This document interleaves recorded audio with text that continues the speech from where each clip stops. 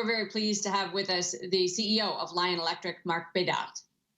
Well, thank you very much for being with us. We appreciate your time. And I want to start with the real difference for Lion Electric. We just saw coverage initiated on the company, and one of the things that the analysts at that particular bank highlighted was first mover advantage. What is it that you do that sets you apart? Yeah, thanks, Amanda, and thanks for having me with you today. I mean, many things. The first thing is probably, we've been doing this for 13 years now. Some people are saying Lion is an overnight success, 13 years in the making, and I think this is true. So right now, there are so many things we're doing, but we are real, Amanda. We do have vehicles on the roads right now. We have 400 vehicles on the road. We have over 13 million kilometers driven as well, and real manufacturing capacity as well. So some OEMs are going on the public markets right now, and with a good business plan. And obviously, we're way past that, and we have real vehicles, real customers, manufacturing capacity, a team of 900 people. So many things to say. And of course, it's a space that is attracting a great deal of attention, electrification in general, of course. Give me your sense of where the market is today versus the potential, ultimate potential for the overall electric truck market. Yeah, we've just seen the tip of the iceberg so far. I mean, the market, we started, Amanda, you probably remember, we started selling our school buses in 2016. And we were really the first one to market. Right now, we are the leader on the electric school bus side. And it's always, and it was always starting with the 1 unit, 2 units, and a few units. And then, we're getting right now orders for hundreds of units from customers. So we see that this is really accelerating with customers right now. And the customers are getting more and more sophisticated with respect to electrification. They understand the total cost of ownership. They understand that paying a higher sticker price that you will recoup through a number of years is really worthwhile as well. So not only the people and the operators are doing this for the planet, but also to make money, because you can have a great total cost of ownership now with electric vehicles. Mm-hmm. You've got a pretty sizable order book at the moment. Can you give us a kind of a sense of who the clients are, what the types of vehicles are that makes up that order book? Absolutely. We have an order book of about 965 units, and most of them are buses. And we see a lot of new customers in this order book, such as IKEA, Green Mountain Power, Pride Group, DN Ross, Zoom, Casella Waste Systems as well. And also those customers are adding up to the other ones that we've had. We have Amazon as a customer, but also we have First Student, National Express, Student Transportation of America, Canadian National Railways, Con Edison, Molson Coors, and many others as well. And we saw also Amazon, putting in a new order for 15 Lion 8 tractor trucks. And we also saw Prince Edward Island just lately putting in a new order for 35 Lion C buses also. And we saw a big order from First Student for 260 buses about 3 months ago. So you're absolutely right. I mean, this order book is building, and this is exciting. Having said that, as big a number as that is, 965, you're targeting a pretty dramatic growth rate and production output level. You're building a new plant, so let's start with an update on progress in Illinois to completion, and what gets you in terms of your ability to pump out vehicles. Yeah, this is going so well. Yeah, you probably remember what happened on May 7th. Well, if you don't, I do. On May 7th, I mean, so many things happened, but this is the day that we became public on the New York Stock Exchange and also on the TSX. But it's also the day that this morning, that morning, we made the announcement with Governor Pritzker and we made the announcement of this 900,000 square foot facility in Joliet, Illinois, and right now it's 80% completed. So this is great, and it will be the largest EV factory for medium and heavy duty vehicles in the United States and in Canada as well. Our manufacturing capacity will be 20,000 units a year. It's going very well right now. We will take the occupancy of the building before the end of this year, and then in early in 2022, we will be receiving the manufacturing equipment. We will be ramping up the manufacturing capacity, and we are planning to have our first vehicles to be rolling off the line at during the second half of 2022. And ultimately, how many vehicles can you produce at that facility? Yeah, 20,000 a year. And so when you think about kind of the role where that would position you in the market, where does that suggest your competitors are and policies are around electrification and the battery technology is? I mean, when we say 20,000, what are we assuming there? Well, we think we will become a very significant player. As I said earlier, we're already the leader in electric school buses. I mean, we're very well positioned in on the truck side as well. So 20,000 units, that's, Amanda, that's on the US side. We already have a manufacturing capacity of 2,500 units on the Canadian side. In total, we have about 23,000 units of manufacturing capacity. This is pretty significant, and in my opinion, this is only the beginning. So we'll see, you know, what the other OEMs will be doing, but I'm expecting that the electric market will be pretty big and pretty fast. I think we're seeing right now the amount of money that everybody, all the governments are putting in electrification. You probably saw Mr. Trudeau about a month ago, or maybe a little bit more than that, just saying he's investing $2.75 billion to replace 5,000 transit buses and electric buses in Canada. The Quebec government invested, or are investing as we speak, $250 million over the next 3 years. You saw Mr. Biden investing $5 billion over the next few years as well, and also, you know, many billions of dollars in California. A lot of those amount of money right now are going into electric school buses. And Amanda, for the right reasons. I mean, and this is the reason we started that at the beginning. There is no reason for our kids to still breathe those diesel fumes. And right now, the total cost of ownership works pretty well. And with the subsidies that the governments are putting in, I think, you know, the whole market is going to go electric before long. And of course, we have mandates for electrification of fleets around the world. How will that change the world for you? You do have an early mover advantage, of course, and access to all kinds of resources as a result. When every OEM is working in the space, is it better for Lion Electric or worse? It's better as long as they do a great job.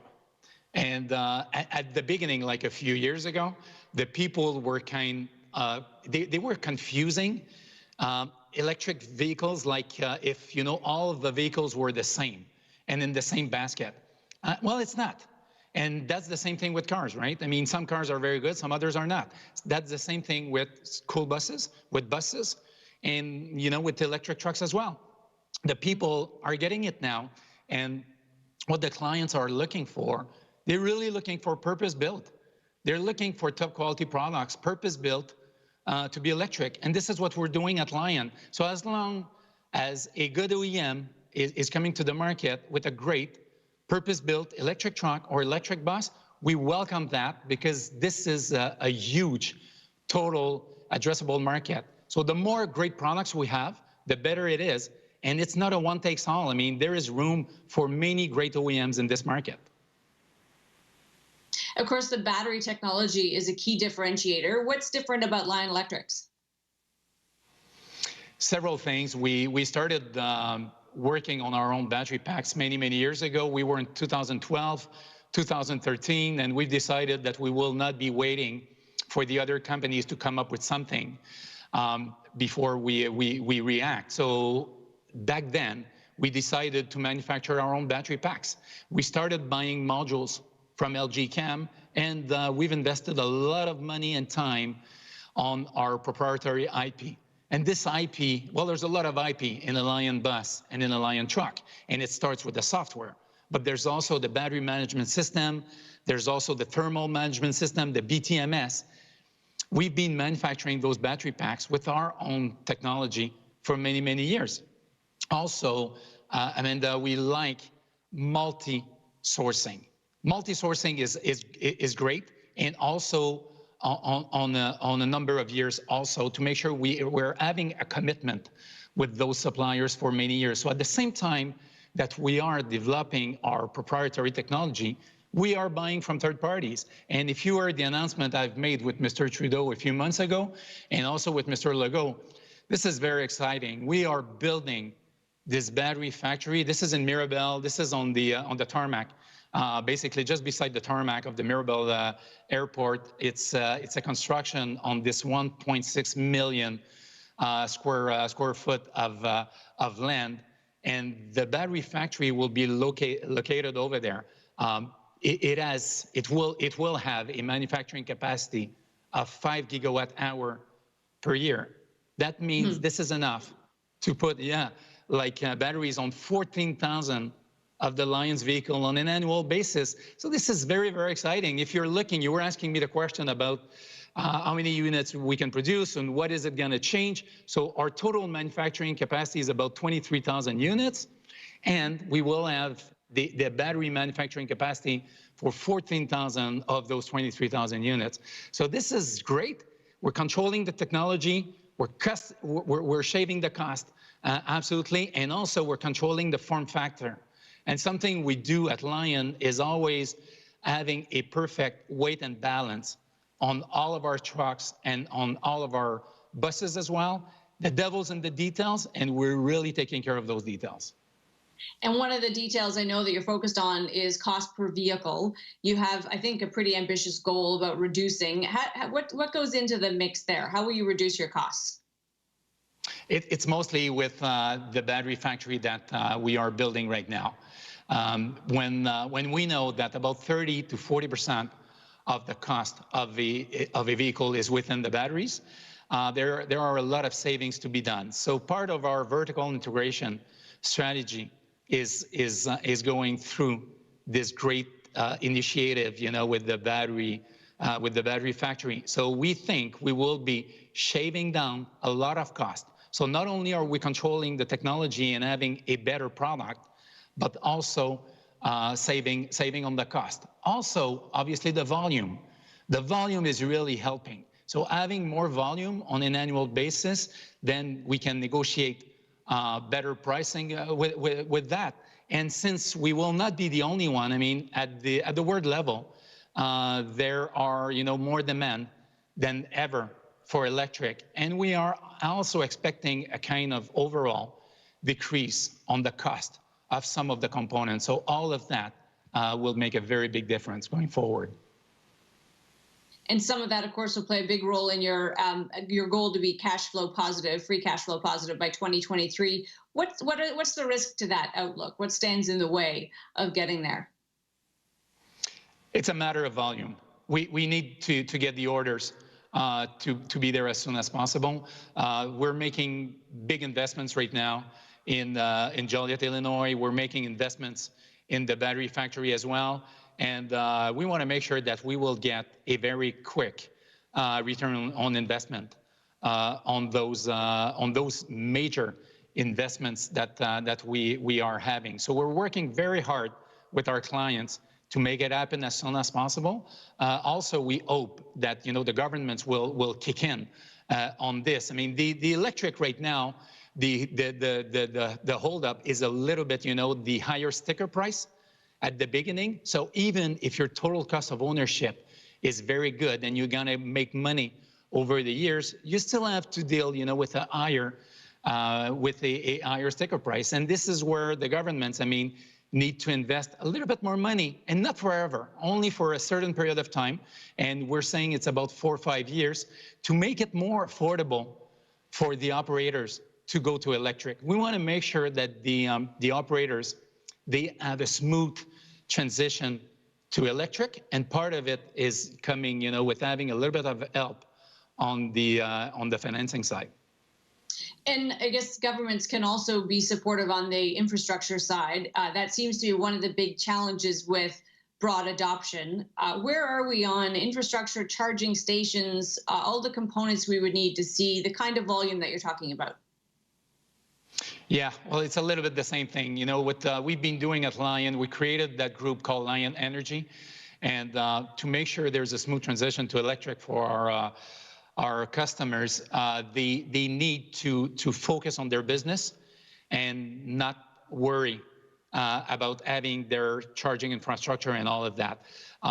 The federal program by Mr. Trudeau, I think, is a great one because it's paying, for some of the cost of the electric vehicle, but also for the charging infrastructure. So this is good, but also as an OEM, we are making sure that we're taking care of everything for the client. And this is including finding the right charging infrastructure, meaning is it a level 2? Is it a level 3? If it's a level 3, what kind of power do they need? Is it like 24 kilowatts, 50, 62, 100, more than that? And we are a reseller of many brands like Flow, ABB, ChargePoint, UV, and many others as well. Our goal when we're doing this is to make sure that the client is doing what they are supposed to be doing, and they earn money delivering their services, and they don't have to worry about going electric. We take care of that. When you think about the future and being cash flow positive, where do your capex plans fit into it? Will you continue to be investing as heavily in technology and innovation after 2024? We do, Amanda, and that's the only way I know to be successful. We have a first mover advantage, as you said. I fully agree with that, and we need to make sure we will keep it. And the battery technology, for example, will be evolving very fast within the next few years at the cooling system, at the heating system, but also at the cell system level. So all those systems will really be evolving. We need to invest more money. We need to make sure that we're getting a better and better product that will be evolving within the next few years. Diesel has been there, for so long, and now we have those great products with electric vehicles, but we still need to invest, more money to make sure it's going to be even better. And when it comes to that money, do you have the capital you need, or will you be looking for capital injections in the years ahead? No, we don't need to be looking for more capital. I mean, we're all good. When we went public, I mean, that was exactly the goal. We had two main growth initiatives, and that's the battery factory and also the U.S. Plant that we are building right now, and also to keep investing in R&D and hire more people.